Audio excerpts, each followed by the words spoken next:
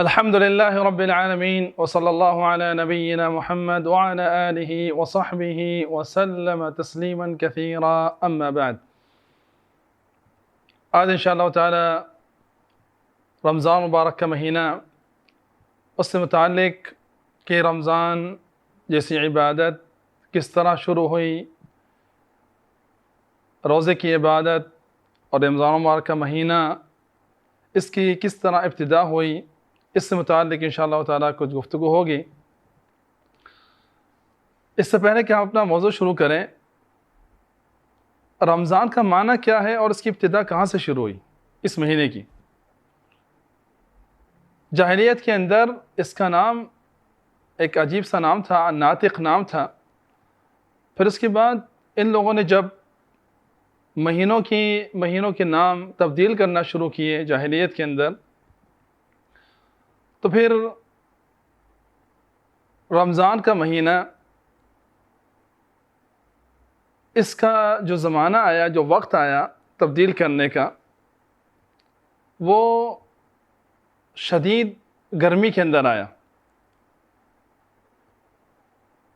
اور ان لوگوں نے تبدیل کرنے کا بھی یہی ایک انداز رکھا تھا کہ جس مہینے میں یا جس زمانے میں یا جس وقت کے اندر، جس موسم کے اندر وہ مہینہ آئے گا، اس کا نام اسی کے بنسبت پڑ جائے گا۔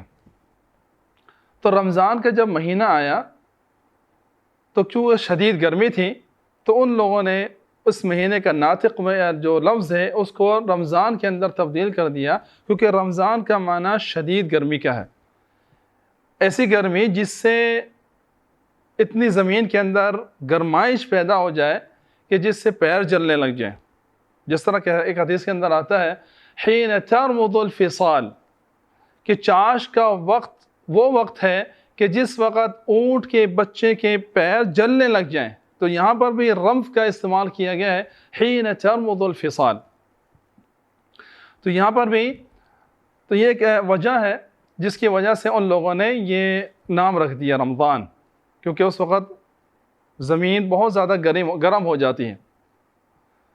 تو رمضان، اس کے بعد یہ سلسلہ جاری رہا، اور رسول اللہ صلی اللہ علیہ وسلم کے زمانے میں بھی یہ نام جاری رہا، اور مسلمان اس طرح اس مہینے کے اندر روزہ رکھتے رہے۔ تو یہ ابتدا کہاں سے شروع ہوئی اور کب سے اللہ رب العالمین نے یہ رمضان کا جو روزہ ہے، یہ عبادت کب سے فرض کی ہے؟ آپ صلی اللہ علیہ وسلم مدینہ کے اندر، ظاہر اب ہم سب کو پتہ ہے کہ مکہ کے اندر کوئی اسلامی حکم نازل نہیں ہوا تھا سوائے نماز کے، جو معراج میں اللہ رب العالمین نے فرض کی ہے۔ مکہ کے اندر رسول اللہ صلی اللہ علیہ وسلم نے توحید کے اوپر اپنی توجہ دی ساری، اور صحابہ کرام کا عقیدہ بالکل پختہ ہو گیا۔ پھر مدینہ کے اندر ہجرت کی، مدینہ کے اندر چلے گئے، وہاں پر ابتدا کے اندر صرف ایک روزہ تھا، وہ عاشورہ کے روزہ جو صحابہ کرام رکھا کرتے تھے۔ اس کے بعد دوسرا سال ہجرت کا دوسرا سال شروع ہوا، تو اللہ رب العالمین کی طرف سے یہ آیت نازل ہو گئی، یا ایہا الذین آمنوا کتب علیکم الصیام کما کتب علی الذین من قبلکم لعلکم تتقون۔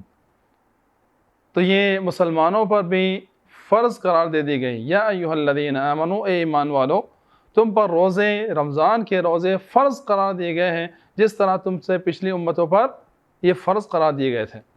تو یہود و نصارہ پر بھی یہ رمضان کے روزے ان کے پر فرض تھے، ان کے اپنے وقت کے لحاظ سے۔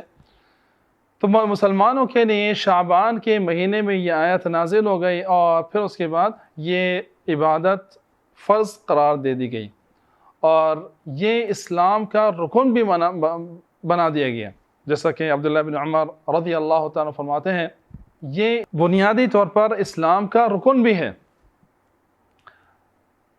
یہ اس طرح ابتدا ہو گئی، اور یہ حقیقتاً ہمارے لیے بہت فائدہ مند ہے۔ یہ ہماری حفاظت کے لیے ہے، ہمارے جسم کے فائدے کے لیے ہے، اور ہمارے جسم کے اندر جو بھی فضول چیزیں اس کو زائل کرنے کے لیے، اور جو ہمارے اندر شر پایا جاتا ہے، جو بیماریاں زیادہ کھانے سے آ جاتی ہیں، اس کو بھی زائل کرنے کے لیے۔ تو حقیقتاً یہ انسانوں کے فائدے کے لیے ہمارے ساتھ رحمت کا معاملہ ہے۔ پھر اس کے بعد جب یہ سلسلہ شروع ہوا، چونکہ ایک نئی چیز ہے، ایک نئی عبادت ہے، ایک نیا معاملہ ہے مسلمانوں کے ساتھ، تو اس کے جس طرح ہر عبادت کے اندر مختلف مراحل ہیں، اسی طرح روزے کے بھی مختلف مراحل تھے فرض ہونے کے۔ پہلے مرحلے کے اندر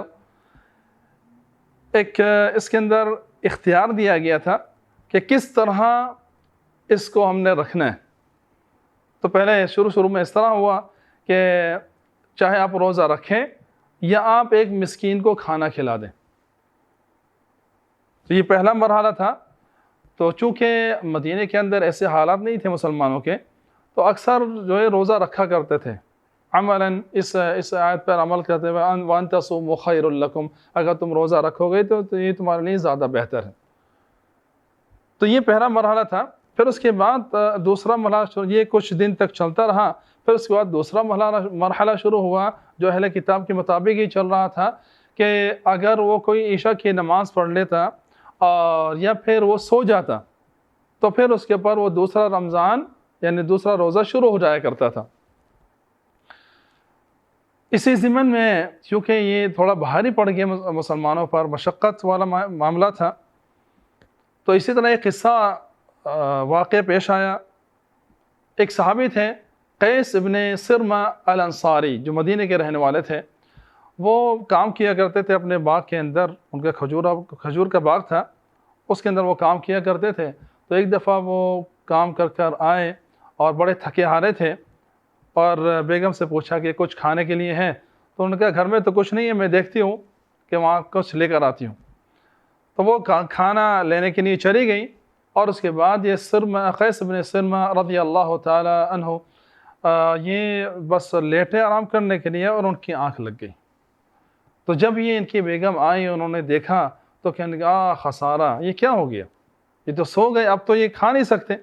اب دوسرا روزہ ان کا شروع ہو گیا۔ اب وہ اسی طرح ظاہر وہ دوبارہ کام پر چلے گئے، اور جب سخت گرمی کا وقت آیا، دن اپنے چڑھائی پر چڑھا، تو وہاں پر ان کو بے ہوشی طاری ہو گئی۔ اور پھر رسول اللہ صلی اللہ علیہ وسلم پر جب یہ بات پہنچی، تو آپ سے اللہ رب العالمین نے یہ آیت نازل فرما دی، وَأُحِلَّ لَكُمْ لَيْلَةَ الصِّيَامِ الرَّفَثُ إِلَىٰ نِسَائِكُمْ هُنَّ لِبَاسٌ لَكُمْ وَأَنْتُمْ لِبَاسٌ لَهُمْ۔ یہ پوری آیات نازل ہو گئی۔ تو پھر یہ تیسرا سلسلہ یعنی تیسرا مرحلہ شروع ہو گیا، کہ وہ اللہ رب العالمین نے رات کے اندر اپنی بیویوں کے پاس ملاقات کرنے کا بھی، جمعہ کا بھی آزادی ہو گئی، اور اسی طرح کھانے پینے کی بھی آزادی ہو گئی، اور یہ ایک نیا سلسلہ شروع ہو گیا۔ تیسرا مرحلہ اس طرح یہ شروع ہو گیا، اور امت اسلامیہ پر آسانی والا معاملہ ہو گیا۔ پہلے امتوں کے اندر یہ آسانی نہیں تھی، یہ امت اسلامیہ کے لیے اللہ رب العالمین نے آسانی فرما دی۔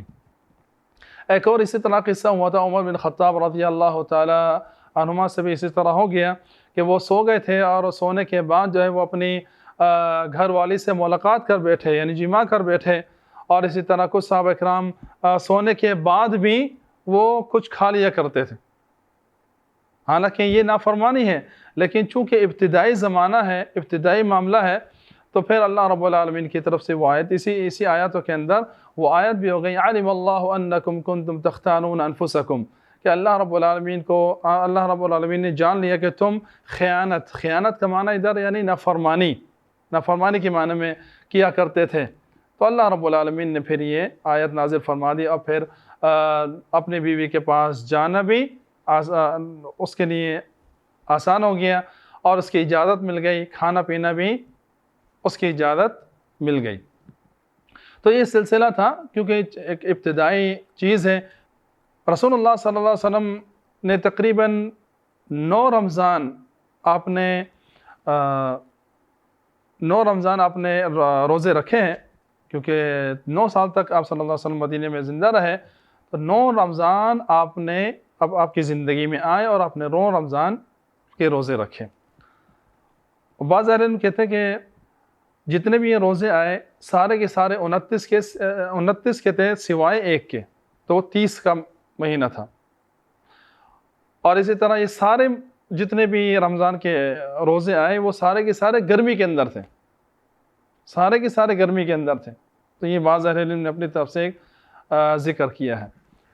تو یہ رمضان کا جو روزہ ہے اور عبادت ہے، یہ ہمارے لیے بہت ہی اچھی ایک عبادت ہے، اس کو ہمیں اپنی زندگی میں اپنانا چاہیے اور خوشی کے ساتھ اس کے اوپر عمل کرنا چاہیے۔ یہ ہمارے لیے فائدہ مند ہے، ہمیں اس کو خوشی کے ساتھ کرنا چاہیے۔ اللہ تعالیٰ سے دعا ہے کہ اللہ رب العالمین ہمیں صحیح معنوں میں اس عبادت کا حق ادا کرنے کی توفیق عطا فرمائے، اور اللہ رب العالمین ہمیں صحیح معنوں میں اس کے اوپر عمل بھی، اس کا حق بھی ادا کرنے کی توفیق عطا فرمائے۔ وصلی اللہ علی نبینا محمد وعلی آلہ وصحبہ وسلم۔